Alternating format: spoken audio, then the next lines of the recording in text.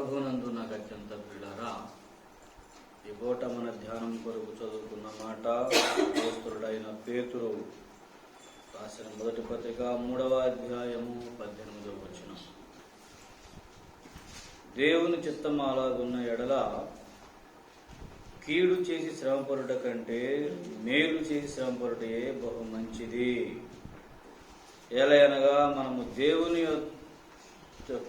మనలను దేవుని వద్దకు తెచ్చుటకు అనీతిమంతుల కొరకు నీతిమంతుడైన క్రీస్తు శరీర విషయంలో చంపబడి, ఆత్మ విషయంలో బ్రతికింపబడి, పాపముల విషయంలో ఒక్కసారే శ్రమపడి. దేవునికి స్తోత్రం కలుగునుగాక. హల్లెలూయా. ప్రభువునందు నాకు అత్యంత ప్రియులారా, దేవుని చిత్తము అలాగున్న ఎడలా అంటున్నాడు. ఎలాగున్న ఎడల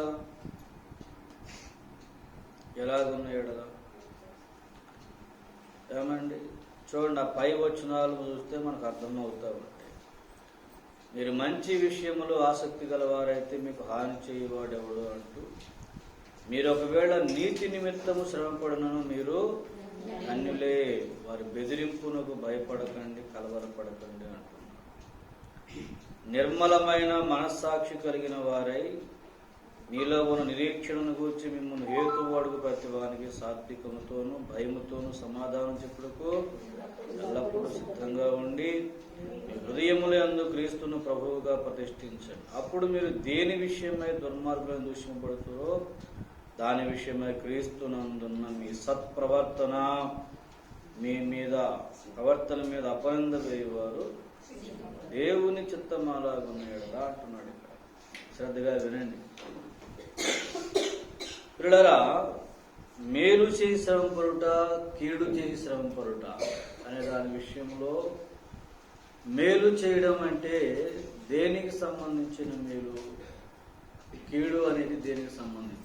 వ్యక్తిగతంగా ఒకవేళ మనలో ఏమైనా పొరపాట్లు జరగవచ్చు, మన ద్వారా ఏమైనా దోష కార్యములు జరగవచ్చు, ఏమైనా తప్పులు జరగవచ్చు, బలహీనమైన పరిస్థితులు ఎప్పుడైనా మన జీవితంలోకి రావచ్చు.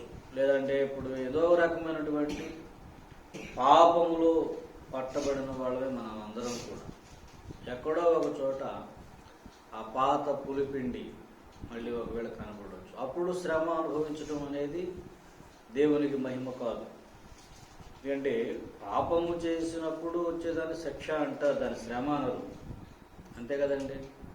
నేరము చేసేవాడు ఒకడు, ఇప్పుడు ఆడు జైల్లో పెట్టారు, నేను శ్రమ పడుచున్నాను అని అంటే ఎలా ఉంటుంది?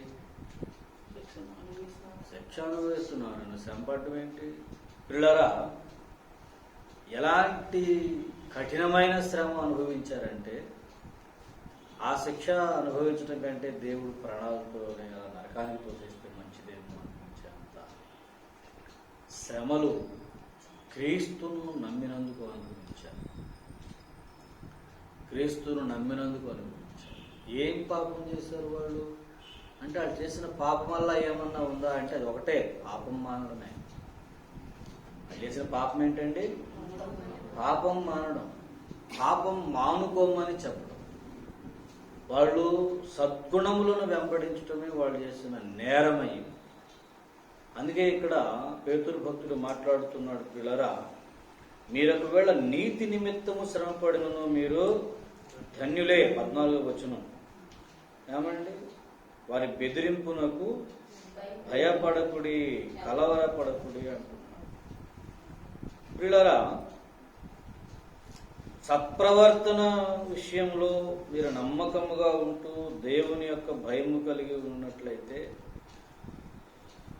నీతి నిమిత్తం మీరు శ్రమ పడవలసి వస్తే అంటారు. మనం చదివిన మూలవాక్యంలోకి వచ్చినప్పుడు దేవుని చిత్తం అలాగున్న ఎడల అంటే మీరు నీతి నిమిత్తం ఒకవేళ శ్రమ పడవలసి ఉంటే, మీరు అన్ని విషయంలో సత్ప్రవర్తన గలవారై ఉంటే, మిమ్మల్ని క్వశ్చన్ చేసే ప్రతి ఒక్కడికి సాత్వికమైనటువంటి మనసుతో దేవుని భయము కలిగి మీరు సమాధానం ఇస్తూ ఉండి నమ్మకంగా మీరు ఉండగలిగినట్లయితే ఒకప్పుడు మీరు ఏ విషయంలోనైతే చెడ్డవారుగా ఉన్నారో ఆ విషయంలో ఇప్పుడు మీరు సత్ప్రవర్తన కలవారైంది. ఈ సత్ప్రవర్తనను బట్టే మళ్ళీ మిమ్మల్ని ఎవడన్నా ఒకవేళ దూషించి అవమానించి బాధ పెట్టి ఉంటే అక్కడ మీరు ధన్యులే, సిగ్గుపడాల్సిన అవసరమేమీ లేదు. కానీ ఒకవేళ దేవుని చిత్తం అలాగున్న ఎడల కీడు చేసి శ్రమపడడం కంటే ఏంటండి, శ్రమపడడం కంటే మేలు చేసి శ్రమపడమే బహు మంచిది. ఎందుకంటే మనలను దేవుని వద్దకు తేవడానికి అనీతిమంతుల కొరకు నీతిమంతుడైన క్రీస్తు శరీర విషయంలో చంపబడి, ఆత్మ విషయంలో బ్రతికింపబడి, పాపముల విషయంలో ఒక్కసారే శ్రమపడెను. దేవునికి స్తోత్రము చెప్పండి. హల్లెలూయా. ఏలయనగా మనల్ని దేవుని వద్దకు తెచ్చుటకు యేసయ్య శిలువ మీద శ్రమ అనుభవించింది ఏ పాపము నిమిత్తము? ఆయన చేసిన పాపములలో ఏ పాపము నిమిత్తం ఆయన శిలువ మీదకి ఎక్కాడండి? ఏమండి, ఇప్పుడు ఆయన శిలువ మీదకి ఎక్కడం వలన మేలు ఎవరికి? మనుషులందరికీ మేలు చేయడానికి, మనుషులందరి పాపములను తన మీద వేసుకుని మన కోసం శ్రమ పడ్డాడు. అంతేగాని వ్యక్తిగతంగా ఆయన పాపం చేశాడా అండి? అసలు ఆయనలో పాపం ఉందా? నాలో పాపమును స్థాపించువాడెవడు అని ఆయన పిలిచాడు. దేవునికి స్తోత్రం కలుగునగా. ఏమని పిలుస్తున్నాడు ఆయన? పాపమును స్థాపించువాడు. అంటే అసలు ఆయనలో పాపాన్ని పెట్టడమే సాధ్యం కాదు, అసాధ్యం. ఎవడు నాలో పాపం పెట్టాడు? మరి అలాంటి వాడు శ్రమ ఎందుకు అనుభవించాడు? దేని నిమిత్తం శ్రమ అనుభవించాడు? ఆయన చేసిన మేలు ఏంటి? మానవ జాతికి స్వస్థత పరచడం చేసిన మేళ, చచ్చిన వాడిని తిరిగి బతికించడం చేసిన మేళ, అద్భుతాలు చేయడం ఆయన చేసినటువంటి మేళ, అనేకుల పాప విమోచనార్థముగా శిలువ మీద బలి అవ్వడం ఆయన చేసిన మేళ. ఏది ఆయన చేసిన మేలు? ఏదండి? అనేకుల కొరకు బలి అవ్వడం ఆయన చేసిన మేలు. అయితే మరి స్వస్థపరచడం కాదా? అన్ని మేలులే. ఎన్ని మేలుల కన్నా మించిన మేలు ఆయన మన కోసం శిలువ మీద మరణించడం. దేవునికి స్తోత్రం కలుగునుగా. పిల్లరా, మరి శిలువ మీద మరణించే పరిస్థితి యేసయ్యకి ఎందుకు వచ్చింది?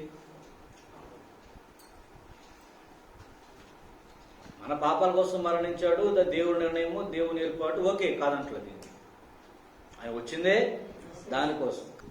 ఆయన వచ్చిందే ఎందుకంటే మానవ జాతి విమోచనార్థముగా, అనేకుల కొరకు విమోచనాక్రయధనంగా తన ప్రాణం వేయడానికే వచ్చాడు. దేవుని నిర్ణయం. దేవునికి స్తోత్రం కలుగునుగా. దేవుని నిర్ణయం అయినంత మాత్రాన్ని చంపేస్తారు ఉంటనే. మరి ఎందుకు చంపారు ఆయన్ని? ఎలా చంపారు ఆయన్ని? ఈ చంపిన వాళ్ళకి తెలుసా ఆయన చేస్తున్న ఒక మహాయజ్ఞంలో మనం కూడా చేస్తున్నారా? ఆ యజ్ఞాన్ని చేస్తున్న వాళ్ళం మనమే అన్న సంగతి వాళ్ళకి తెలుసా? తెలియదు. వాళ్ళకేం తెలుసు? మరి వాళ్ళు అడగండి, యేసును ఏ మేలు చేసినందుకు ఆయన చంపుతున్నారు? అదే అడిగాడు. నేను మీ విషయంలో ఏ మంచి చేసినందుకు నన్ను పట్టుకుని శిక్షిస్తున్నారు అన్నాడు కదా. దేవునికి స్తోత్రం కలుగునుగా. ఏ అద్భుతం చేసినందుకు నన్ను కొడుతున్నారు మీరు? కుంటివాడికి కాళ్ళు ఇచ్చినందుక, గుడ్డోడికి కళ్ళు ఇచ్చినందుక, చనిపోయిన వాడిని తిరిగి లేపినందుక, దేని నిమిత్తం నన్ను కొడుతున్నారు అని అడిగాడు. వాటి నిమిత్తం ఎందుకు కొడతారు? వాటి నిమిత్తం ఎందుకు కొడతారు? మరి ఏంటి నిమిత్తం కొడుతున్నారు? ఏంటి నిమిత్తం కొడుతున్నారు? అద్భుతాలు చేసేందుకు పుట్టారా యేసయ్యని? మరి దేనికోసం కొడుతున్నారండి? దేనికోసం కొడుతున్నారు? ప్రభువునందు నాకు అత్యంత ప్రియులారా, భూమి మీద ఒక మనిషి అత్యధికమైన దూషణకు, శ్రమకు, గాయానికి గురవుతున్నాడనంటే ఖచ్చితంగా ఆ మనిషి ఒక పని చేసి ఉంటాడు. ఏంటో తెలుసా? అది అవతల వ్యక్తి యొక్క వ్యక్తిత్వాన్ని కూర్చుని చేసి ఉంటాడు. చెప్పింది అర్థమైందా? అవతల వ్యక్తి యొక్క వ్యక్తిత్వాన్ని మార్చుకోమని చెప్పి ఉంటాడు. అవతల వ్యక్తి యొక్క జ్ఞానాన్ని ప్రశ్నించి ఉంటాడు. అవతల వ్యక్తి యొక్క స్థితిగతులను ప్రశ్నించి ఉంటాడు. ఎప్పుడైతే మీరు ఇతర వ్యక్తుల జ్ఞానాన్ని, వాళ్ళ వ్యక్తిత్వాన్ని ప్రశ్నించడం మొదలవుతుందో ఆ రోజు మీకు తెలియకుండా మీ మీదకి శ్రమ వస్తుంది, శ్రమ మొదలవుతుంది, గాయం మొదలవుతుంది. మీరు ఎన్ని అద్భుతాలు చేయండి కాక మిమ్మల్ని ఎవడు ఏమనడు, ఎవరేమన్నారు, పైగా మిమ్మల్ని దేవుడి కింద కొలుస్తారు. ఎన్ని సూచక్రియలు చేయండి మిమ్మల్ని ఎవరు ఏమనరు. అద్భుతాలు చేస్తున్నందుకు మీకు ఘనత వస్తుంది, మీకు పల్లకీలు కట్టి ఊరేగిస్తారు. ఈ రోజుల్లో ఏ అద్భుతం చేయక్కర్లా, వాడు ఎలా ఉన్నా సరే ఏమంటే వాడి కోసం రెండు మంచి మాటలు చెప్తే చాలు, నువ్వు చెయ్యమని చెప్పక్కర్లా, లేక నువ్వు చేసావని అనక్కర్లా. ఇలాగా మూకుమ్మడిగా మాట్లాడుతున్నప్పుడు నింద రాదు, శ్రమ రాదు, ఏమి రాదు. ఆ నీతి బోధ ఎంత అన్నా చేసుకో, ఎవరు పట్టించుకోండి. అలా కాకుండా పని కొట్టుకుని ఒక వ్యక్తితో నువ్వు మాట్లాడటం మొదలెట్టి ఇది నీ దోషము కాదా, లేకపోతే ఇది నీ పాపము కాదా, లేక ఈ వ్యక్తిత్వాన్ని నువ్వు మార్చుకో, ఈ అజ్ఞానపు స్థితి నుండి నువ్వు బయటికి రా, నిన్ను మార్చుకో అని ఎప్పుడైతే మనం మాట్లాడడం మొదలెట్టామో ఆటోమేటిక్గా శ్రమను పడతాం. యేసును వారు కొట్టాలనుకుని ఎన్నోసార్లు అనుకున్నారు, చంపాలనుకున్నారు. ఎందుకు? యేసు చేస్తున్న ఈ మంచి పనుల నిమిత్తం కాదు. అడిగాడు ఆయన ఆ మాటే, దేవునికి స్తోత్రం కలుగునుగా. నేను మీలో చేసిన ఈ మంచి పని కోసం నన్ను మీరు రాళ్లతో కొట్టి చంపాలనుకుంటాను అడిగాడు. నువ్వు చేసే ఏ మంచి పని కోసం కాదయ్యా, నువ్వు మాట్లాడే మాటల కోసం. మా కోసం మాట్లాడుతున్నావు, ఎవరి కోసం మాట్లాడుతున్నావు? మా కోసం మాట్లాడుతున్నావు. మా గురించి మీకు సంబంధం ఏంటి? నువ్వు చేసుకో, అద్భుతాలు ఏమైనా చేసుకుంటే చేసుకో. ఎప్పుడైతే మా కోసం నువ్వు మాట్లాడుతున్నావో మేము నీ కోసం ఆలోచన వచ్చేసి, ఇక నువ్వు ఉన్నావంటే మేము మనలేము, మాకు ఉనికి ఉండదు. సో యేసయ్య అయితే తండ్రి చిత్త ప్రకారం మరణించడానికి వచ్చాడు, కానీ ఆ తండ్రి చిత్త ప్రకారం మరణించాలంటే ఇక్కడ మరి కొంతమంది తయారవ్వాలి కదా, ఆయన చంపగలిగినవాడు చెప్పిన అర్థమవుతున్నారు. అలాగే హతసాక్షులు కూడా అంతే ప్రియులారా. హతసాక్షులుగా ఎవరైతే మారుతున్నారో యేసు నిమిత్తము, నీతి నిమిత్తము, సత్యము నిమిత్తం ఎవరైతే హతసాక్షి అవుతున్నాడో వాడు హతసాక్షి అవడం దేవుని చిత్తంలో ఉంది. కానీ వాడు హతసాక్షి అవడానికి కారణం భూమి మీద అతను ప్రకటించినటువంటి సత్యము వలన, దేవుని వాక్యం వలన. అది నచ్చని వారు, లేక అది ఇష్టము లేని వారు, దానికి అనుకూలంగా వాళ్ళని వాడు మార్చుకోవడానికి ఒప్పుకోని వారు శ్రమ పెట్టడం మొదలెట్టారు. వీడు శ్రమ పడుతున్నాడు. దేని నిమిత్తం శ్రమ అనుభవిస్తున్నారు? మేలు నిమిత్తం. ఏ మేలు అది? అది చెప్తున్నాను నేను. స్వస్థపరచడం అనే దానికన్నా, అద్భుతాలు చేయడం అనే దానికన్నా అత్యంత అవసరమైన మేలు ఏదన్నా ఒకటి ఉంటుంది ఏంటంటే మానవ జీవితాన్ని మార్చడం, మనిషి యొక్క మనస్సు మార్చడం, మనిషి యొక్క వ్యక్తిత్వాన్ని మార్చడం, మనిషి యొక్క ఆలోచన ప్రపంచాన్ని మార్చడం. పాపములో ఉన్న మనిషిని ఏమండి పరిశుద్ధునిగా చేయడం. దేవునికి స్తోత్రం కలుగునుగాక. అజ్ఞానంలో ఉన్న మనిషికి జ్ఞానాన్ని ఇవ్వాలని ప్రయత్నం చేయడం, అంధకారంలో ఉన్న వాడికి వెలుగును చూపించే ప్రయత్నం చేయడం. ఇక్కడ నువ్వు ఎప్పుడైతే ఈ రకమైన మేలు చేయడం నువ్వు కోరుకున్నావో అప్పుడు శ్రమ మొదలవుతుంది. నువ్వు దేవుని పేరట ఎన్ని అద్భుతాలు చేసినా నీ మీదకి శ్రమ రాదు. అందుకే ఈ రోజున అద్భుతాలు, సూచక్రియలు చేస్తున్న వాళ్ళు చాలా మంది కనపడతారు. వాళ్ళకి జనములు ఓహో విపరీతమైన సన్మానం, 99% వాళ్ళకి ఏ రకమైన శ్రమలు అనేవి కనబడవు, బాధలు కనబడవు. ఎందుకంటే జనం వాళ్ళతో ఉంటారు, వాళ్ళకు ఫేమస్ స్థాయికి వచ్చేసి ఉంటారు. కాబట్టి మిగిలిన వాళ్ళు కూడా వాళ్ళని ముట్టుకోవడానికి కొంచెం సొసైటీ కూడా భయపడుతుంది, అధికారులు భయపడతారు. ఎందుకంటే ఈ వెనకాల ఎన్ని వేల మంది, లక్షల మంది ఉన్నారండి, వీళ్ళ కనుక మనం గెలికామంటే మొత్తం దేశం అంతా అల్లకొల్లం అయిపోతుంది. ఎందుకంటే వాళ్ళు చేసే కార్యాలను బట్టి వాళ్ళకి ఆ ఫేవరెట్స్ వచ్చేసారు. దేవునికి స్తోత్రం. అభిమాన సంఘాలు వచ్చేసినాయి, ఘనత వచ్చేసింది, మెప్పు వచ్చేసింది. మరి ఇంత మెప్పు, ఇంత ఘనత వచ్చిన వీళ్ళు ఏం చేశారంటే దెయ్యాలు వెళ్ళగొట్టారు, అద్భుతాలు చేశారు, సూచక్రియలు చేశారు, అద్భుతాలు చేశారు, సూచక్రియలు చేశారు, స్వస్థపరిచారు. మహిమ కార్యాలు వాళ్ళ ద్వారా జరిగినాయి. అవి మంచిగా చెడుయా? ఇంత మంచి చేసిన వీళ్ళు మరి అగ్నిగుండంలో ఎందుకున్నారు?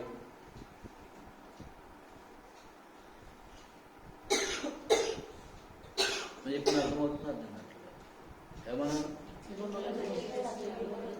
వాళ్ళ దగ్గర ఎంతమంది అభిమానులు ఉంటారు, ఎన్ని వేల మంది వాళ్ళని ఫాలో అయి ఉంటారు, ఎన్ని లక్షల మంది వాళ్ళ పేరు చెప్పుకుంటూ ఉంటారు, దేశాల్లో వాళ్ళ పేరు మోగుంటుంది కదా. చాలా మంది మంచి దైవజనులు, అందరినీ అంటలేదు నేను సుమా, అద్భుతాలు చేసినటువంటి మహానుభావులు, దేవుని ప్రియులు చాలా మంది ఉన్నారు. దేవునికి స్తోత్రం కలుగునగా. చెప్తుంది అర్థమవుతుంది. దేవుని రొమ్మును అనుకుని నడిచినటువంటి మహాభక్తగణము చాలా మంది ఉన్నారు. వాళ్ళ ద్వారా చాలా అద్భుతాలు జరిగినాయి. భక్తుల ద్వారా అద్భుతాలు జరుగుతాయి. దేవుడే కార్యం చేస్తాడు. దేవునికి స్తోత్రం కలుగునగా. అపోస్తలుల కాలంలో జరిగిన కార్యాలు ఎప్పుడూ జరుగుతాయి. కానీ అద్భుతాల మీద మాత్రమే మనసు పెట్టి వ్యక్తిత్వాల మీద మనసు పెట్టకుండా ఉండేవాళ్ళు కొందరు ఉన్నారు. వాళ్ళు ఎక్కడున్నారు? అగ్నిగుండంలో. అగ్నిగుండంలో ఉన్న వాళ్ళు భూమి మీద ఎలా ఉన్నారు తెలుసా? చాలా సౌఖ్యంగా ఉన్నారు. మంచి మంచి సుఖాన్ని అనుభవించారు. కానీ ఎన్ని అద్భుతములు చేసినా సరే వ్యక్తి యొక్క వ్యక్తిత్వం మీద మనసు పెట్టిన వాళ్ళు ఉన్నారు చూసారా, వాళ్ళు రక్తం గారుచున్న పాదములతో తిరిగారు. సరైన తిండి లేని జీవితాలు ఉన్నాయి, సరైనటువంటి నివాసం లేని పరిస్థితులు ఉన్నాయి. వాళ్ళకి ఎక్కడా కూడా సమాజంలో సరైన గుర్తింపు వాళ్ళు బతికిన దినాల్లో రాలా.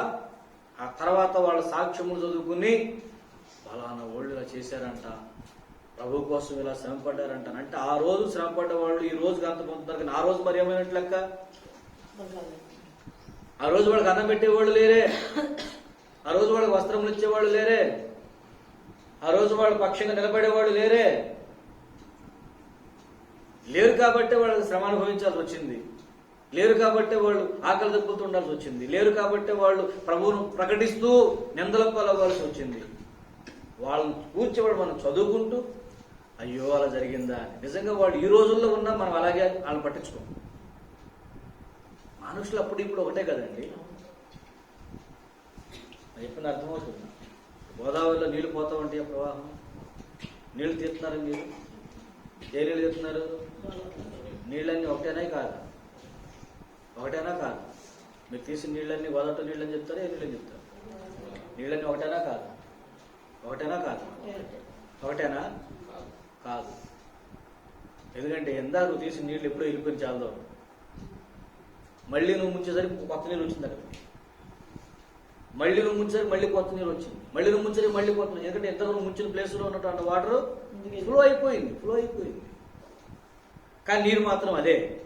మొత్తం టెస్ట్ చేయండి, ఒకటే ఉంటాయి.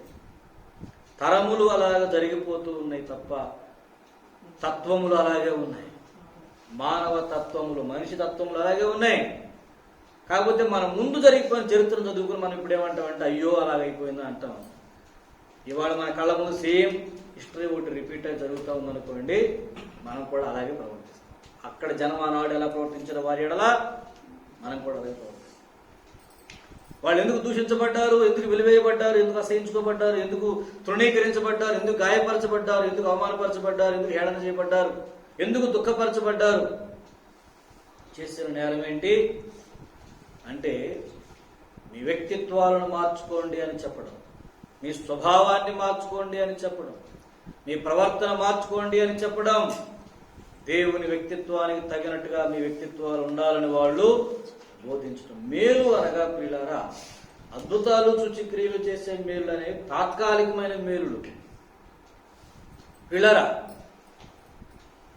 అద్భుతాలు చేయడం మేలే, కానీ అవి శాశ్వతమైన మేలు. అసలైన మేలు, శాశ్వతమైన మేలు మనిషి కంటూ ఒకటి చేయవలసి వస్తే అది యేసయ్య మానవ జాతి నిమిత్తం చేశాడు. దేవునికి స్తోత్రం కలుగునుగా. హల్లెలూయా. ఎవరండి? ఏం చేశాడు ఆయన? అనేకుల కొరకు విమోచన క్రయధనగా తన సొంత ప్రాణాన్ని ధారపోసాడు. దేవునికి స్తోత్రం కలుగునుగా. సొంత ప్రాణాన్ని ధారపోసాడు. ప్రియులారా, యేసు చేసిన మేలు లాంటి మేలే ఈ దినాన మనం సొసైటీకి చేయాల్సి ఉంది. అనాడు అపోస్తలులను దేవుడు ఎన్నుకున్నాడు కదా, శిష్యులను ఎన్నుకున్నాడు కదా. శిష్యులకు ఏమని ఆజ్ఞ ఇచ్చాడండి? ఏమని ఆజ్ఞ ఇచ్చాడండి?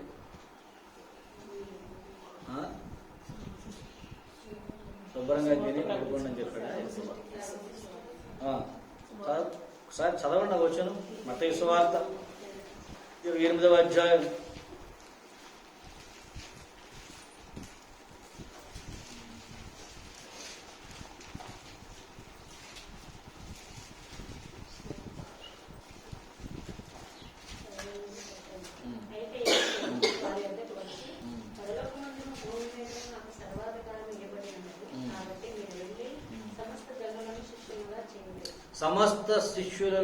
సమస్త జనులను శిష్యులుగా చేయుడా.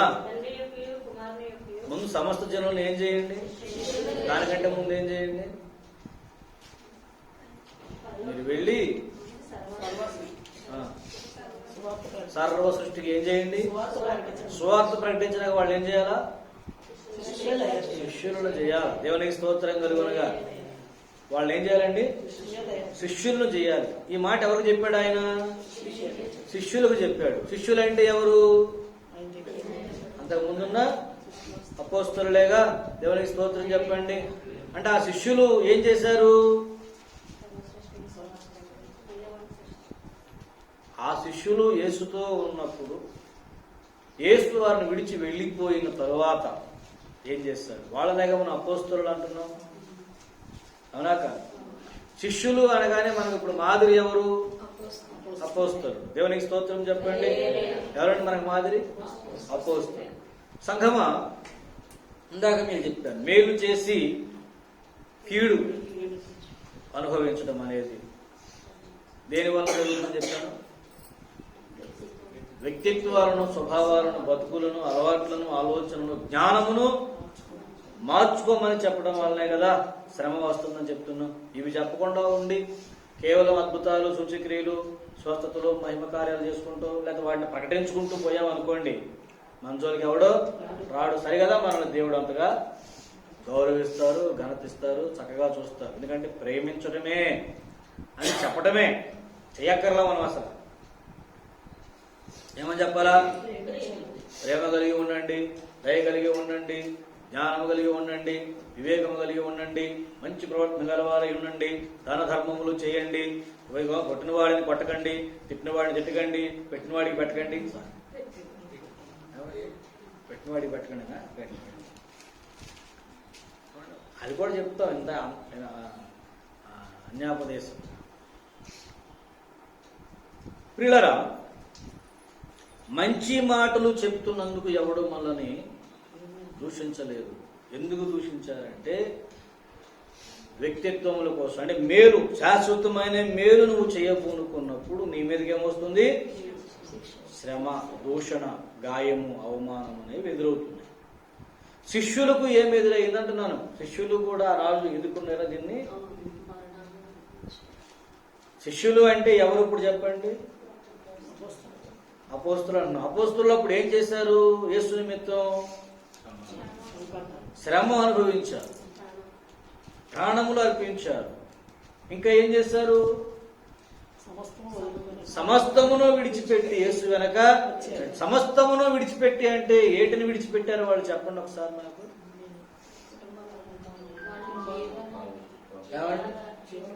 జీవనాధారాన్ని విడిచిపెట్టారు, కుటుంబాలను విడిచిపెట్టారు,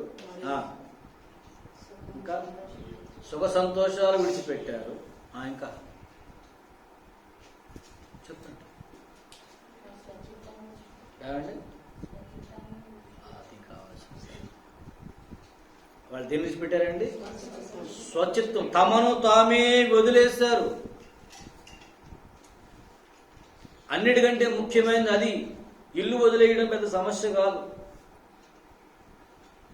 ఆస్తుపాస్తులు వదిలేయడం సమస్య కాదు, భార్య బిడ్డను వదిలేయడం పెద్ద సమస్య కాదు.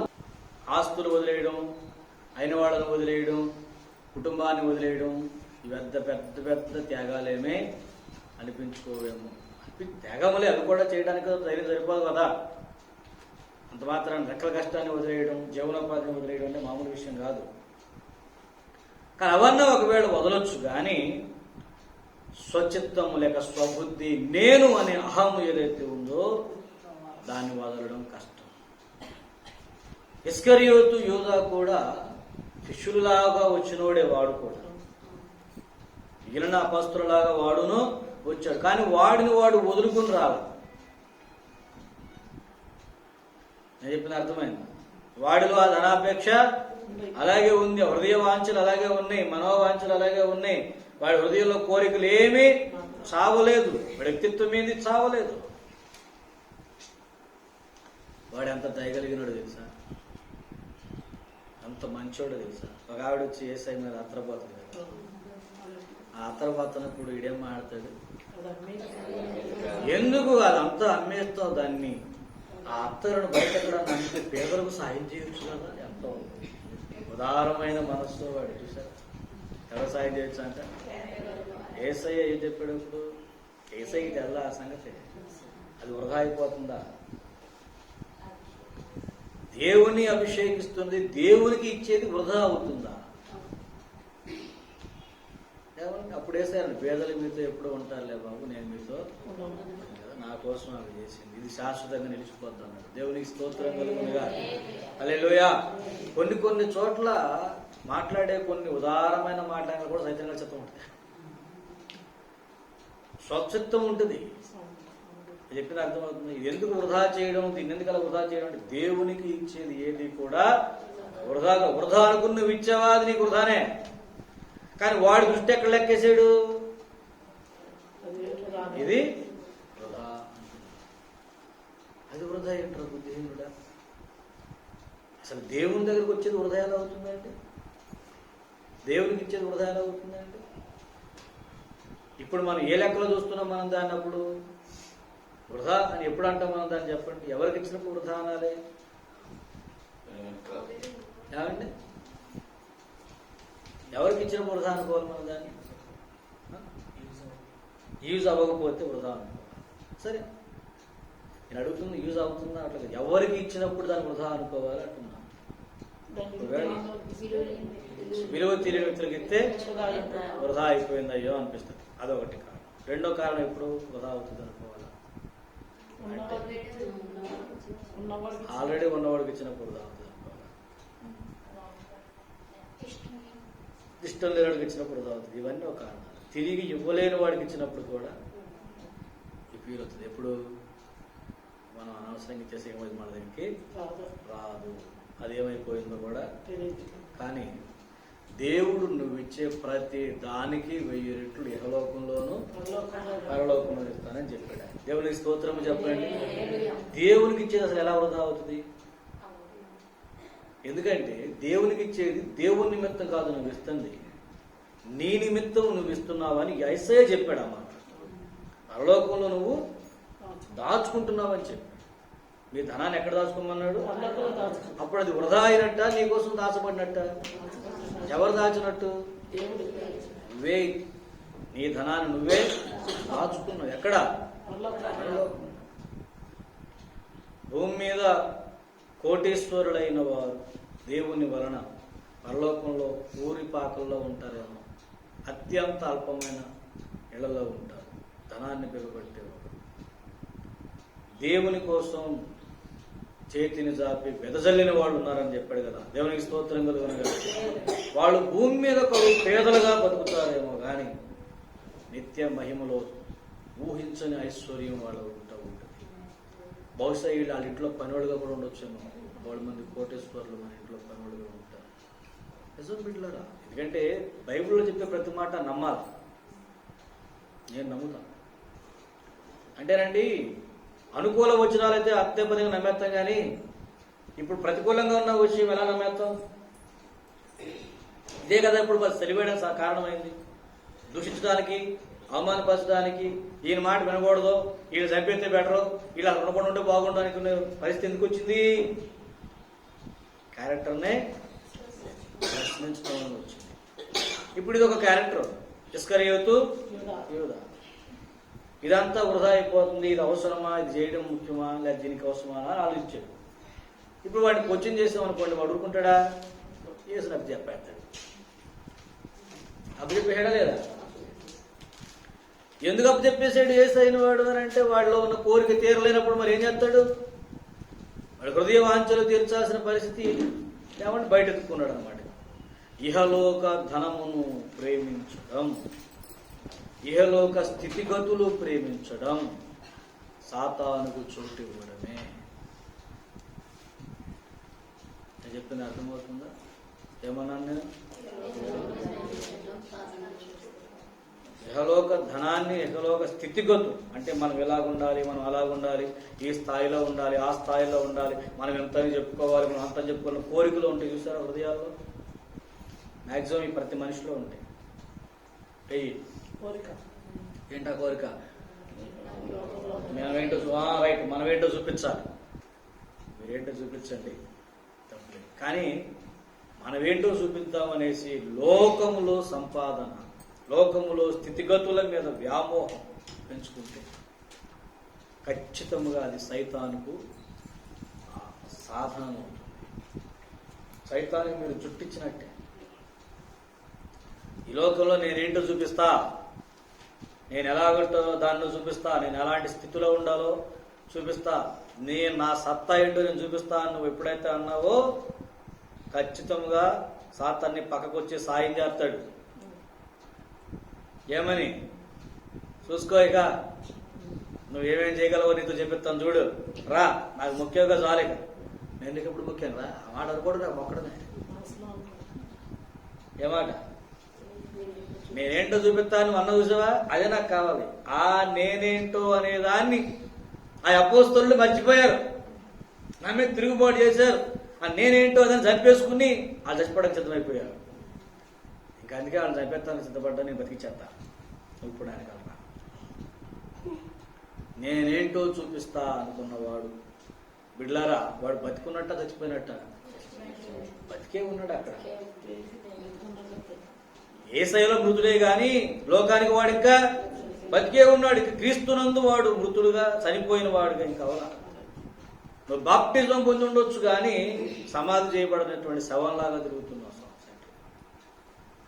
ఎందుకు అని అంటే ఈ భౌతికమైనటువంటి స్థితిగతుల మీద ఉన్న నీ వ్యామోహము చావలేదు కదా. శిష్యులు అనగా ఎవరు అని చెప్పుకున్నాం ఇప్పుడు? అన్నిటినీ విడిచిపెట్టిన వారు. అన్ని అనగా అందులో ఏముంది? వారి స్వచిత్తము. ఈ భూమి మీద నేను ఈ స్టేటస్లో ఉండాలి, ఈ స్థాయిలో ఉండాలి, ఈ అంతస్తులో ఉండాలి, ఈ లెవెల్ నేను మెయింటైన్ చేయాలి అనేటువంటి ఒక రకమైన కోరిక. గట్టిగా చెప్పాలంటే దాన్ని వ్యామోహము అని చెప్పుకోవచ్చు. ఈ భూమి మీద నేను ఇలా బతకాలి, నేనంటే ఏంటో సొసైటీకి చూపిస్తా, లేదా నేనేంటో చెప్పుకోవాలి. చాలామంది ఇళ్లలో ఈ ప్రాబ్లం ఒకటి ఉంది. భౌతికమైనటువంటి స్థితిగతులు, నేను ఇది చెప్పుకోవాలనే ఆశ, లేక నేను ఇలాగని చెప్పుకోవాలనే కోరిక, నేను ఇలా ఉండాలనే వ్యామోహం ఏదైతే నీ బ్రతుకులో కనబడుతుందో అది శిష్యరక లక్షణాలలో మంచిది కాదు. అది శిష్యరక లక్షణము.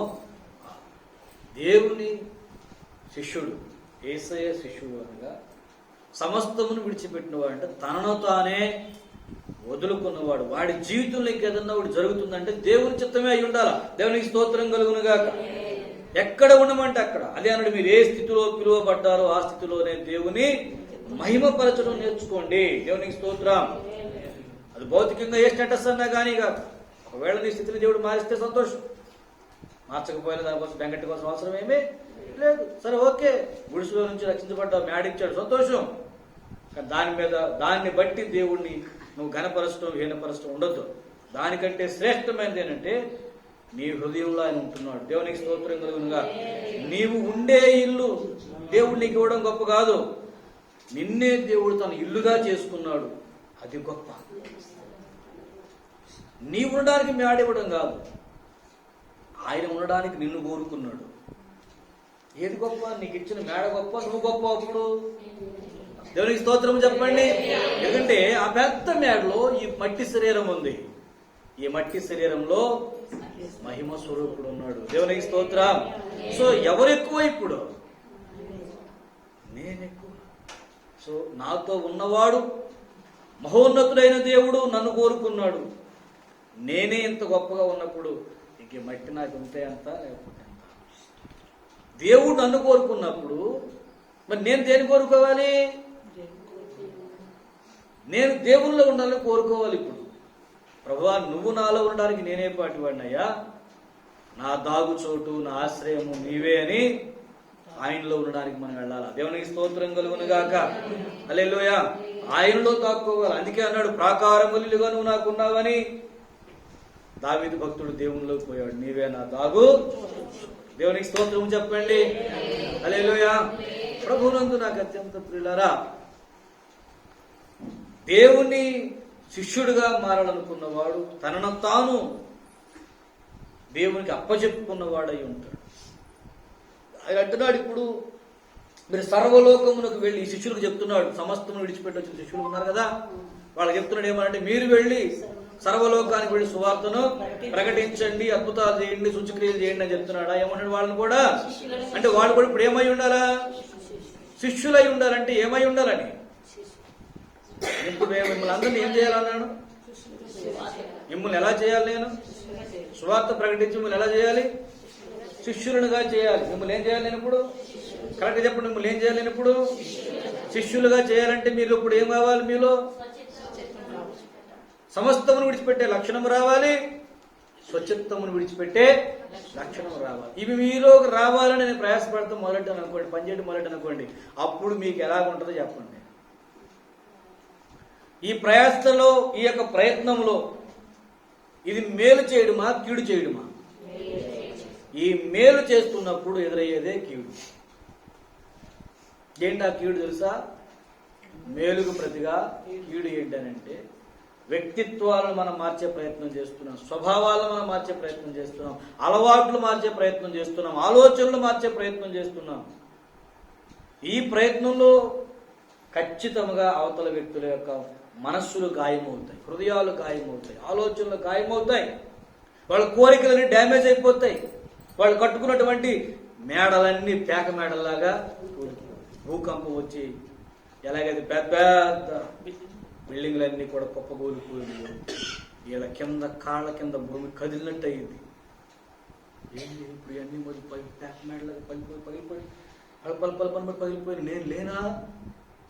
అస్తిత్వం లేదు, నీ ఉనికి లేదు, నువ్వే లేవు. నీ కోరికలు, నీ ఊహలు, నీ ఉద్దేశములన్నీ ఏమైపోయినాయి? నీ కాళ్ళ కింద భూమి కదిలినట్టు అయ్యింది, మొత్తం పేక మేడలాగా. ఎంతమందికి ఇష్టమవుతుంది అది? ఎంతమందికి ఇష్టమవుతుంది అది అంటున్నాను.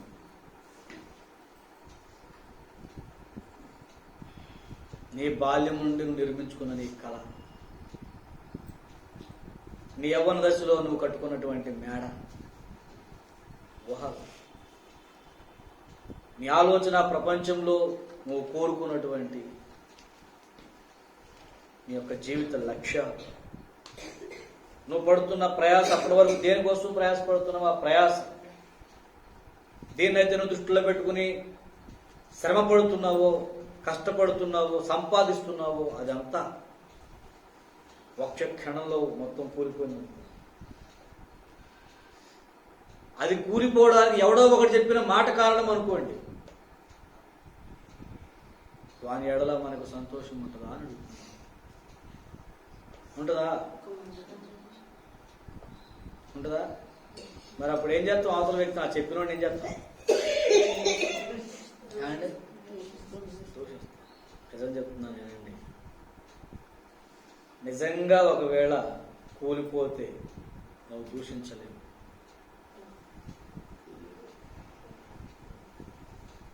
చెప్పాను, కూలిపోయినాయి అని అంటే అర్థం ఏంటంటే వాడు అంగీకరించాడు. పేతురు, యోహాను లాంటి భక్తులు, పౌలు లాంటి మహాభక్తులందరూ వారి యొక్క ఆ గతమంతటిని కూల్చేశారు కదా. వాళ్ళ ఆలోచనలన్నీ కూలిపోయినాయి, వాళ్ళ ఉద్దేశంలన్నీ కూలిపోయినాయి. వాళ్లే లేరు, వాళ్లే లేరు. ఇక ఎందుకు లేరంటే వాళ్ళంతటా వాళ్ళు ఇష్టపడి తమను తాము తండ్రికి అప్పచెప్తున్నారు. కూలిపోయినప్పుడు వాడు దూషించలేదు, వాడు లేడు అక్కడ, వాడు సంతోషిస్తాడు. ఎందుకంటే అవాస్తవమైన ఈ లోకం నా నుండి తీసివేసావయ్యా, అశాశ్వతమైనటువంటి స్థితిగతుల మీద నుంచి నా మనసును శాశ్వతమైన వాటి మీదకి మళ్లించవయ్యా అని వాడిలో కృతజ్ఞత వస్తుంది. దేవునికి స్తోత్రం కలుగునుగా. మరి ఎవడు దూషిస్తారంటే మమ్మల్ని కూల్చుకోమంటావా అనేవాడు ఉంటాడు ఒకడు. అక్కడ ఆడు కూల్చుకోడు, కానీ ఆడి దగ్గర పదే మాట వస్తుంది అనుకోండి, ఈయన దిశక్తిని బెటర్ అబ్బాయి కానీ నేను చెప్పింది అర్థం కాదా? ఏమన్నారా? ఎందుకంటే నన్ను తీసేసేయమంటాడు, సో ఈడి చేతి గొడవడిపోతాయి. మమ్మల్ని మారమంటావా, మమ్మల్ని మార్చుకోమంటావా, మాకున్న ఆలోచనలన్నీ కూలిపోమంటావా? ఇప్పుడు నిన్నే కూల్చేద్దాం. వాడికి మేలు చేద్దామని మనం ప్రయత్నం చేసి, ఒరే శాశ్వతము గాని లోకం మీద వ్యామోహం వద్దురా, అక్కర్లేని వాటి మీదకి వ్యామోహం వద్దురా, పనికిరాని వాటి మీదకి ఎందుకురా ఇవన్నీ పెట్టుకుంటావు, వద్దు. శాశ్వతమైన పదవి ఒకటి ఉంది, శాశ్వతమైన లోకం ఒకటి ఉంది, శాశ్వతమైన జీవం ఒకటి ఉంది, శాశ్వతమైనటువంటి మేలు కలిగిన స్థలం ఒకటి ఉంది.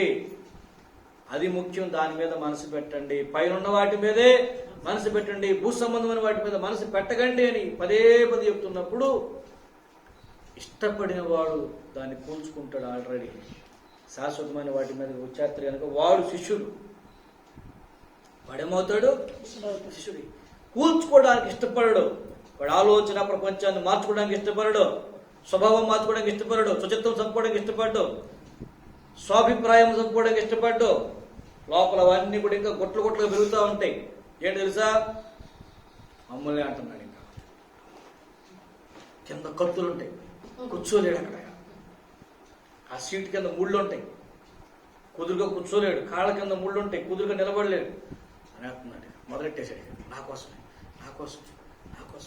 అనేసి ఇక దొరికితే కనుక ఈ కత్తులు తీసి పొడిచేద్దాం నాకు బాధ అవుతుంది, కానీ గొడవలేడు. ఏదో ఒక రకంగా ఈయన్ని ఎలా చంపాలా అని, లేక దూషించాలన్నా దూషించాలి, కనీసం మాట నానాలి, లేక తృప్తి పట్టదు. ఆకలి వేయదు, ఇంకా తినబుద్ధి కాదు, కడుపులోకి ఏమీ వెళ్ళదు. ఎందుకంటే గొంతునే ఈ దేశము నిండిపోయి, పగ నిండిపోయి, క్రోధము నిండిపోయి, వాడిని ఏదో ఒకటి అనాలి, ఏదో ఒకటి చేయాలి. అప్పటిదాకా నా మనసుకు తృప్తి లేదు, నాకు అన్నం తినబుద్ధి కాదు. అబ్బా బైబిల్లో ఉన్నాడు, ఇంట్లోకి వచ్చి పడుకుంటాడు, మూత పెట్టుకుని మూతి ముడుచుకుని పడుకున్నాడు. అలా ఆవిడ వచ్చి అడిగింది, ఏమయ్యా అంటున్నావా, ఏం జరిగింది, మూతి ముడుచుకున్నావేంటే, ఫలానా వాడు ఉన్నాడు, వాడు ఇలా చేసేసాడు. నాకు మనశ్శాంతి లేదు. ఓహో అదే అదే చూసుకుంటాను ఇంకా కొడుకు.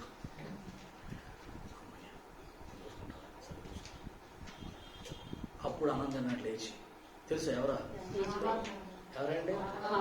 ఆహాబు రాజు. ఎవరి విషయంలో? నాబోతు గారి విషయం. ఆవిడంతోడు నా మాట లేదు. ఈ రాజుగారి పాపం వచ్చేసి ఏదో ఒకటి చేస్తే కానీ ఇప్పుడు నాకు ప్రాణం సలవా. ఏ రోజు తెలుసా? ఏ రోజు దగ్గర ఒక ఆవిడ భార్య యోహాను మాట్లాడుతున్న ప్రతిసారి ఈవిడికి అక్కడికెత్తుండేది. వచ్చేసాడా, మాట్లాడుతున్నాడా, మన ఊరికి వాళ్ళు యోహాను వచ్చాడు అంటే ఇది చెప్తే కానీ తప్ప మనకి మనశ్శాంతి. అన్ని ఇలాగా మాట్లాడతాడు. మరి ఏం చేస్తాడు? సర్ప సంతానమా అన్నాడు. సుశివాయత్రం అంటే చూడు నన్ను. దేవుని స్తోత్రం. ఏమన్నాడు? అనేసిక అయ్యో ఏంటి అమ్మా, నిజంగా నేను నాలో దెయ్యమే పనిచేస్తుందా, చీకటి శక్తి నాతో పనిచేస్తుందా, నేను ఇంకా సావలేదా అని మారు మనసు పొందారు కొంతమంది. అక్కడ వాడుతున్నాడు, ఎవడు మీకు బుద్ధి చెప్పాడు సర్పసంతరమా అనేది అందరికి బాప్టిజాలు ఇచ్చాడు. అక్కడ దేవునికి స్తోత్రం కలుగుగాక. ఇది మారడానికి ఒప్పుకోదా. వాళ్ళందరూ కూలిపోయారు, వచ్చి ఇక్కడ మారు మనసు పొందారు. అది పోలేదు కదా, ఈయన కూల్చేద్దాం అనుకున్నాడు. మేలు చేసి కీడు అనుభవించుట అనగా ఒక వ్యక్తి యొక్క వ్యక్తిత్వాన్ని మార్చాలి అని ప్రయత్నం చేస్తున్నప్పుడు, స్వభావాన్ని మార్చాలని ప్రయత్నం చేస్తున్నప్పుడు, దేవునికి అనుకూలంగా వాళ్ళని చెక్కాలని ప్రయత్నం చేస్తున్నప్పుడు ఎదురయ్యే నింద, అవమానం, గాయము ఇది కీడుగా ఉంది. కానీ అది కీడు కాదు. మీలో ఎవడైనా క్రైస్తవుడైనందుకు శ్రమ అనుభవించున్న ఎడలా ఆ పేరును బట్టి మీరు అతిశయించాలన్నాడు. దేవునికి స్తోత్రం కలుగునుగాక.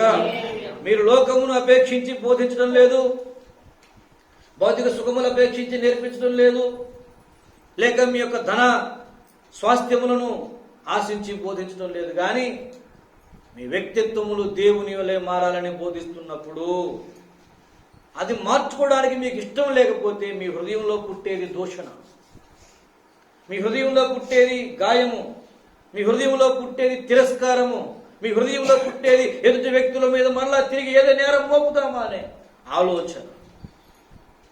యేసు మీద ఏదో ఒక నేరం మోపాలి, అపోస్తుల మీద ఏదో ఒక నేరం మోపాలని వాళ్ళు అహర్నిశలో ప్రయత్నం చేశారు. ఏ నేరము లేకపోయినా నిర్దాక్షిణ్యంగా పట్టుకుని వాళ్ళని చంపేశారు. వాళ్ళు చచ్చిపోవడం కన్నా ఇష్టపడ్డారు తప్ప వాళ్ళ మాట మార్చుకోలేదు. దేవునికి స్తోత్రం కలుగునుగాక. వారి బోధ మార్చుకోలేదు. ఈరోజు మనం అందరం మాట్లాడుతున్నాం అపోస్తలుల బోధ. ఏంటది? అపోస్తలుల బోధ అంటే ఏంటి? సిద్ధాంతములా? అపోస్తలులు చేసింది ఏంటి?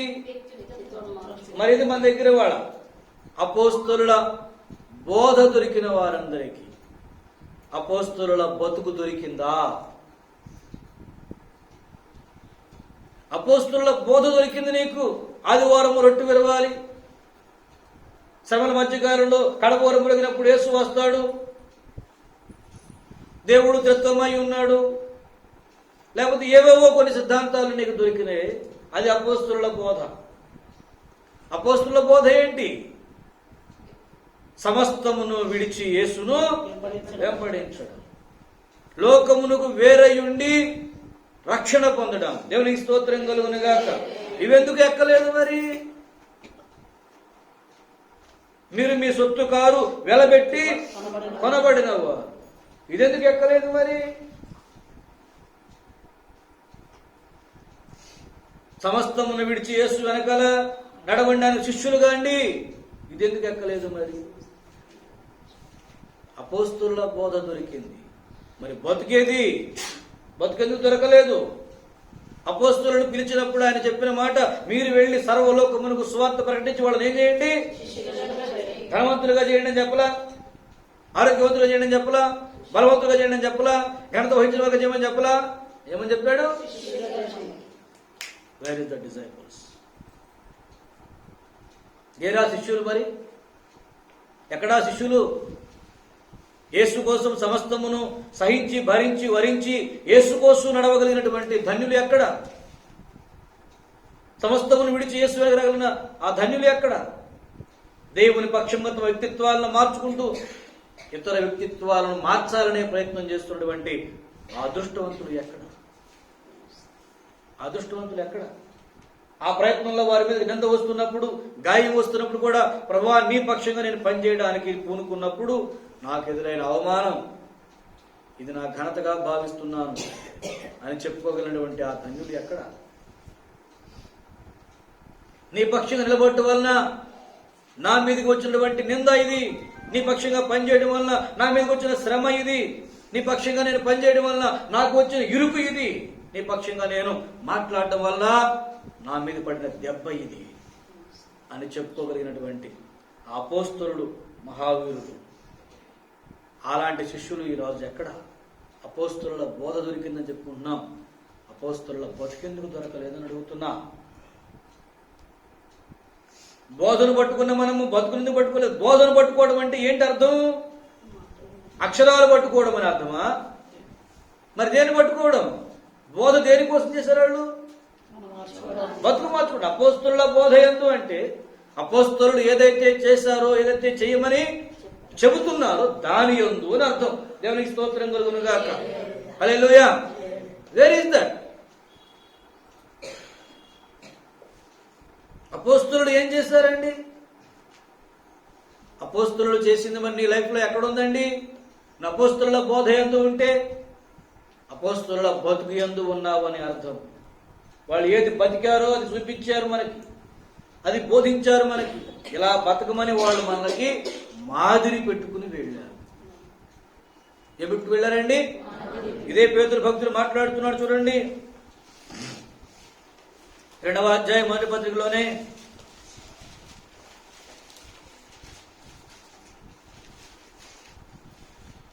20వ చదవండి. తప్పిదమునకై దెబ్బలు తిన్నప్పుడు మీరు సహించిన ఎడల మీకేమి ఘనము? మేలు చేసి బాధపడినప్పుడు మీరు సహించిన ఎడల అది మీ దేవునికి హితమగు. ఇందుకు మీరు పిలువబడితే అన్నాడు. ఎందుకు? మేలు చేసి బాధపడ్డాను, కీడు సహించాను. ఎందుకు? అలా తర్వాత మీరు తన అడుగు జాడల యందు నడుచుకొనున్నట్లు మీకు మాదిరి ఉంచిపోయెను. దేవునికి స్తోత్రం కలుగునుగాక. ఏమని చెప్పాడంట? మాదిరి. యేసయ్య ఉంచిన మాదిరి. ఆయన అడుగు జాడలకు నడవడానికి శ్రమ పడడం. దేవునికి స్తోత్రం కలుగునుగాక. హల్లెలూయా. పౌలు ఇచ్చిన మాదిరి కూడా అదేగా. క్రీస్తు పక్షంగా మేము శ్రమ పడుచు నిందపడుతున్నాం. ఇట్లా ఈ రోజుల్లో దేవుని కోసం మనం ఎవడన్నా ఒకవేళ తెగించి ధైర్యంగా పనిచేస్తే అమ్మ పెట్టదో అడుగు తినవద్దు సామెత ఉందిగా. ఏంటిది? మనం చేయొద్దు, ఒకళ్ళని చేయనివ్వద్దు. ఒకవేళ వాళ్ళ చేస్తున్నా అంటే వాళ్ళకి తాటాకులు కట్టేసి కింద రుప్పంటించడమే. జాగ్రత్త. దేవుని పక్షంగా పనిచేసేవాడికి ఎవడన్నా కొంచెం కూర్చోరనుకోండి, ఏదన్నా రెచ్చిపోయి కొంచెం ఎక్కువ పని చేస్తాడు. పాకడేకి అసలు. దేవునికి స్తోత్రం కలుగునుగాక. అదే అపోస్తలుడు చేసిన పని. అదే ఆ రోజుల్లో అనేక మంది శిష్యులు చేసిన పని. ప్రాణాలు సైతము లెక్క చేయక ఎన్ని హింసలు వస్తే అంత ఎక్కువ పని చేశారు. ఎన్ని హింసలు వస్తే అంత ఎక్కువగా నడిచారు. వాళ్ళ తోక నింపెడదామని చూశారు. వాళ్ళు మొత్తం దేశాలు తగట్టేశారు. దేవునికి స్తోత్రం కలుగునుగాక. ఇక్కడ దాకా వచ్చిన సువార్త ఇంకెంత దూరం పోతే చాలా. మళ్ళీ ఇప్పుడున్న వాళ్ళు కూడా మనం అలాగే నిప్పెట్టే ప్రయత్నం చేసాం అనుకోండి, వాళ్ళు ఆగుతారనుకుంటారు మీరు? దేవుని పక్షంగా పనిచేసే వాడిని కనుక నిందించిన, దూషించిన, శ్రమ పెట్టిన వాడు ఆగడం. ఇంకా వాడు చంపేసుకోవడానికన్నా తెగించాడు తప్ప వాడు ఇంకా ఆగడం. అన్నారా? ఓకే, ఇంకొన్ని మాట్లాడండి. మీరు పోగేసుకోండి, నేను పోగేసుకుంటా. అనడం వల్లే ఫలం నువ్వు పోగేసుకుంటున్నావు, పడ్డం అనే ఫలం నేను పోగేసుకుంటున్నా. మేలు చేసేవాడు కీడు చేయడం అనే ఫలం నువ్వు పోగేసుకుంటున్నావు. కీడు అనుభవిస్తూ మేలు చేయడం అనే పని నేను పోగేసుకున్నాను. ఎవరు చేతు వాడుకుంది జాగ్రత్త. నేను రెచ్చిపోతారు.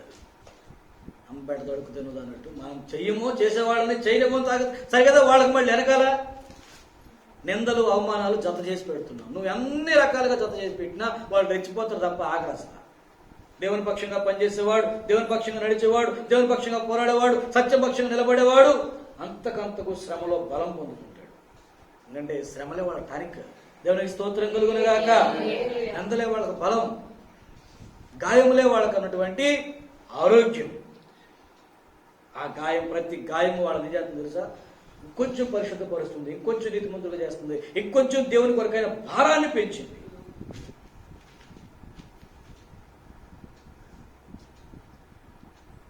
ఒక ఆయన రష్యా సైనికుడు, కనీసం బాప్తిజం కూడా పొందలేదు. ఆ యేసు ప్రభువుని నమ్మొద్దు అని రష్యా సైనికాధికారులు భయంకరంగా హింస పెడుతున్నారు. ఇంకా ఏం తెలియదు యేసు ప్రభు అంటే, ఏదో నమ్మాడంతే, అస్సలు ఏమీ తెలియదు. కానీ ఎవరో సువార్త చెప్పి నమ్మేశాడు. ఎందుకు ఆయన యేసుని ఒప్పుకున్నాడో తెలియదు, ఎందుకు వదిలిపెట్టలేకపోతున్నాడో తెలియదు. యేసుని నమ్మను అని చెప్పు చాలు, నేను వదిలేస్తాను, నేను యేసు ప్రభువుని నమ్ముతాను. బాప్టిజం కూడా పొందలేదు. భయంకరంగా జైల్లో పెట్టారు, కొట్టారు, హింస పెట్టారు. ఒక రోజు మంచులో నిలబెట్టేశారంట బయట. నీకు ఇది ఆఖరి రోజు అనుకుని దేవుని స్తుతించుకుంటూ నిలబడ్డాడు. ఆశ్చర్యం. తెల్లారి బతికున్నాడు. నేను బతుకున్నానంటే ఖచ్చితంగా దేవుడు నాతో కూడా అనిపించింది ఆయనకి. దేవునికి స్తోత్రం కలుగునుగా. ఈ టైంలో బతుకున్నాడు. వాళ్ళు చేసే ప్రతి హింసలో దేవుడు కాపాడుతూ వచ్చాడు. ఆయనకి ఇంకొంచెం విశ్వాసం బలపడిపోతుంది. ఈ టైంలో చచ్చిపోవాల్సింది తప్ప బతకాల్సిన టైమో కాదు, నేను బతుకున్నా అంటే దేవుడు నాలుగు. ఆయన పేరేంటండి? వన్య. ఎవరండి? వన్య. చదవండి.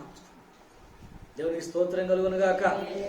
వన్య దగ్గర చాలా మంది దగ్గర పుస్తకం గతం నేను రికమెండ్ చేశాను. నేను చదవమని చెప్పాను. చదవండి అలాంటి పుస్తకాలు. ఏం జరిగింది? వాళ్ళని వచ్చే కొద్దీ రెచ్చిపోతున్నారు. దేవునికి స్తోత్రం కలుగునుగాక. బిడ్డలారా, దేవుని పక్షముగా పనిచేయాలనుకున్నవాడు దేవుని కొరకు తన వ్యక్తిత్వాన్ని చంపేసుకుంటాడు. ముందు తన వ్యక్తిత్వం అంటే ప్రాచీన స్వభావం, దీన్ని పాప స్వభావాన్ని చంపుకుంటాడు అని అర్థం. తనను తాను చంపుకుని దైవ చిత్తానికి అప్పచెప్పుకున్న వాడిని చంపాలని చూడడం మూర్ఖులకు ఉన్నటువంటి వ్యసనం. అయితే దేవుని కోసం ప్రాణాలైనా తెగించి నడుస్తాను, ప్రాణమైనా ఇచ్చేస్తాననేది భక్తుల యొక్క వ్యసనం. దేవునికి స్తోత్రం కలుగునుగా. హల్లెలూయా. అపోస్తలుల బోధ దొరికిందని సంబరపడుతున్న బిడ్డలారా, అపోస్తలుల బతుకులోకి మీరు రాకపోతే ఈ బోధ వల్ల మీకు ఏ ఉపయోగము లేదు, ఏ ఉపయోగము లేదు. బతుకులేని నిన్ను ప్రభు ఎందుకు పరలోకం తీసుకెళ్తాడు? నాకు అవన్నీ తెలుసు ప్రభు, ఐ నో దట్ ఆల్. కావాలంటే అడుగు, దేనికోసం నేను కడుపుసుకుని అప్పచెప్పెడతాను. చెప్పాలి. నువ్వు తెలుసా సైతాన్ గడు కూడా సంగతులన్నీ తెలుసు. నువ్వు చెప్పేది ఏంటి? గడుగుంటు. అవి ఎందుకు నేర్పించానంటే ముందు నువ్వు నిలబడటం కోసం అవి నేర్పించాను, అంతవరకు. వాటిని ఆధారం చేసుకుని వ్యక్తిత్వాన్ని కట్టుకోవాలని బుద్ధి లేదు. శిష్యులంటే ఏంటి మరి? మీరు అక్షరానికి వారసులు కాదు, దేవుని ఆత్మకు వారసులు, మహిమ రాజ్యానికి వారసులు. దేవునికి స్తోత్రం కలుగునుగాక. హల్లెలూయా.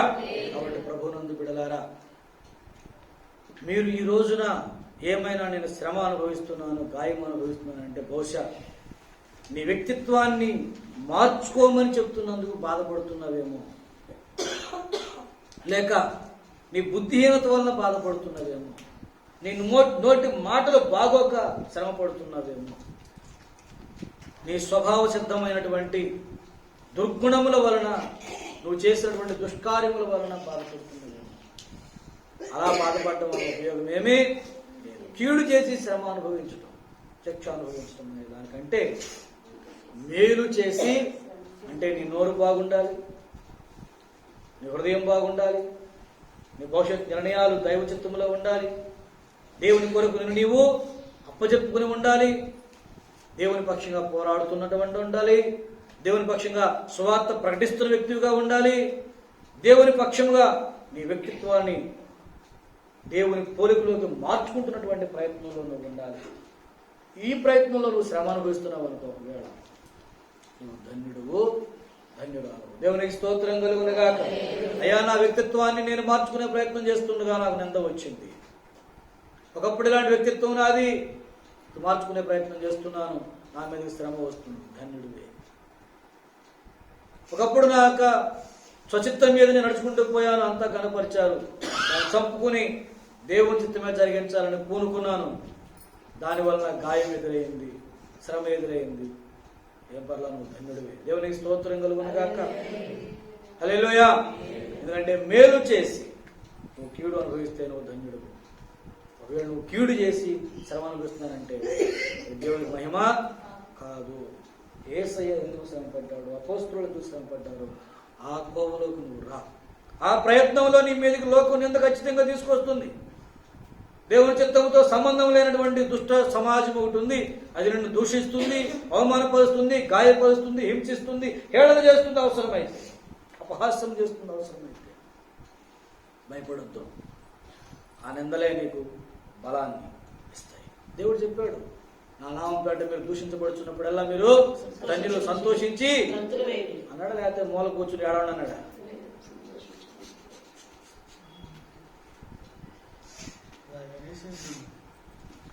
బాబోయ్ నేను చేయను ఇంకా అన్నారా ఎప్పుడన్నా ఒక విశ్వాసాన్న? ఆ రోజుల్లో అట్లా. ఎందుకంటే వాళ్ళు అపోస్తలుల బోధలో ఉన్నారు. అందుకే సమస్తమును విడిచిపెట్టి అపోస్తలులు ఏం చేస్తే అది చేశారు. ఈరోజు కూడా అపోస్తలుల బోధలో ఉన్నారు. అపోస్తలులు చెప్పింది వినేవారు తప్ప చేసింది లేదు. ఒకవేళ చేసేనే కార్యమే కనుక ఇప్పుడు మరలా మొదలైతే అత్యంత సమీపంగా యేసు రాకడ ఉంది. దేవునికి స్తోత్రం కలుగునుగాక. ఒకవేళ ఈ రోజు అది మన దగ్గర మొదలైనా దేవుని రాకడ రావడం చాలా దగ్గరగా ఉంటుంది. ఈ బతుకు కోసం ఎదురు చూస్తున్నాడు పిల్లల. ఈ బతుకులు లేకుండా కేవలం మనం అక్షరాల వరకు నేర్చుకుని ఎలా బతకాలి అని హితవాక్యములు వినేసి వెళ్ళిపోతే దానివలన దేవునికి మహిమ లేదు, నీకు కూడా ఏ మహిమ రాదు. నువ్వు వెళ్ళేలోపు నువ్వు కొంత మహిమను సంపాదించుకోవాలా వద్దా? ఎలా సంపాదించుకుంటావు చెప్పండి ఒకసారి. కొంత నీతిని సంపాదించుకోవాలా వద్దా? ఎలా సంపాదించుకుంటారు చెప్పండి. ఎలా సంపాదించుకుంటారు మీరు నీతిని మహిమను ఎలా సంపాదించుకుంటారని అడుగుతున్నా. ఎలా సంపాదించుకుంటారు చెప్పండి. మీరు వెళ్ళేలోపు కొంత దైవిక నీతిని సంపాదించుకోవాలా వద్దా? కొంత మహిమను సంపాదించుకోవాలా వద్దా? How you do it? ఎలా సంపాదించగలదు అని అడుగుతున్నా. ఏం చేస్తే సంపాదిస్తావు దాన్ని? ఏమండి, ఏమి చేస్తే సంపాదిస్తాను? అది సంపాదించి అప్పుడు గర్వించు, అది సంపాదించి ఇది నాకుందని చూపించు. మట్టి లోకంలో నలుగురికి ఇది చూపించుకోవాలి, నాకు ఇంత అని చెప్పుకోవాలనే తాపత్రయం ఉందే, శక్తి అని వెనకాల రాదు. అది మహిమను సంపాదించి చూపించు. విశ్వ సామ్రాజ్యం నీ వైపు చూస్తుంది. దేవునికి స్తోత్రం కలుగునగాక. ఉన్నా పోయినా భూమి మీద అనేక మంది భక్తులని మాదిరిగా పెట్టుకుంటారు. ఏది కావాలని నీకు? ఏది చెప్పుకోవాలనుకుంటున్నావు? అసలు ఏది ఉందని చూపించుకోవాలన్న తాపత్రయం, ఏది ఉందని చూపించుకోవాలి నీకు? ఏది ఉందని చూపించుకోవాలి? ఇంట్లో ఆడవాళ్ళని పట్టుకుని మగవాళ్ళు పట్టుకుని ఆడవాళ్ళు నీ మూలంగా నాకేం లేదు, నా మూలంగా నీకేం లేదు. ఇదేనా? ఒకరి మూలంగా ఒకరికి ఏ కొంత మహిమ రావట్లా, ఏ కొంత నీతి రావట్లా, ఏ కొంత దైవిక వ్యక్తిత్వం రావట్లా, దాన్ని మార్చుకునే ప్రయత్నం చేయడంలా. మరేముంది అంటే భూమి మీద నాకేముంది నీ వల్ల అంట. ఏం తెచ్చావు నాకు? నువ్వు తెచ్చేసావుగా. ఏంది దరిద్రం? ఇది నిజమైన దారిద్ర్యం. భూ సంబంధమైన ఐశ్వర్యం అంతా దారిద్ర్యమే.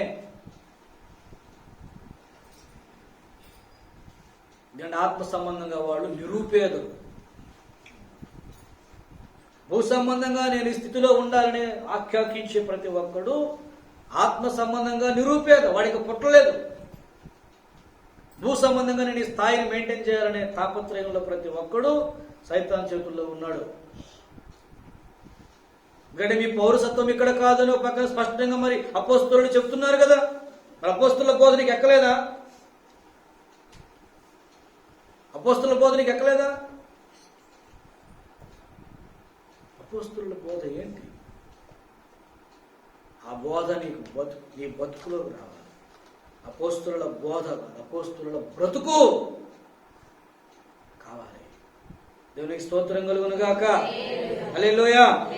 అపోస్తలుల బోధలో ఉన్న నీకు ఈ దినమున అపోస్తలుల బతుకు కావాలని ప్రార్థన చేయండి. అప్పుడు శ్రమ అయినా సరే అది నీకు ధన్యతగా మారుతుంది, సంతోషాన్ని ఇస్తుంది. నింద అయినా సరే నీకు సంతోషాన్ని ఇస్తుంది. ప్రభువా, నీ పక్షంగా నేను పనిచేయడం వల్ల, నీ పక్షంగా నడవడం వల్ల, నీ కోసం పరుగులు తీయడం వల్ల కొంత నింద నా మీదకి వచ్చింది. నేను ధన్యురాలను ప్రభువా, ఈ కృప నాకు ఇచ్చావు, నీకు వందనాలు అని చెప్పగలవా?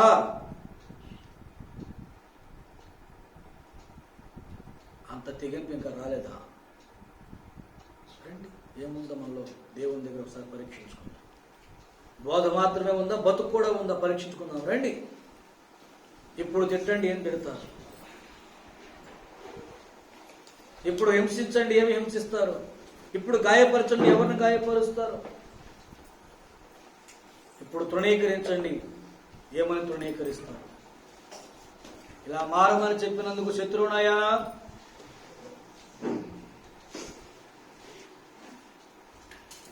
పరీక్షించుకుందాం.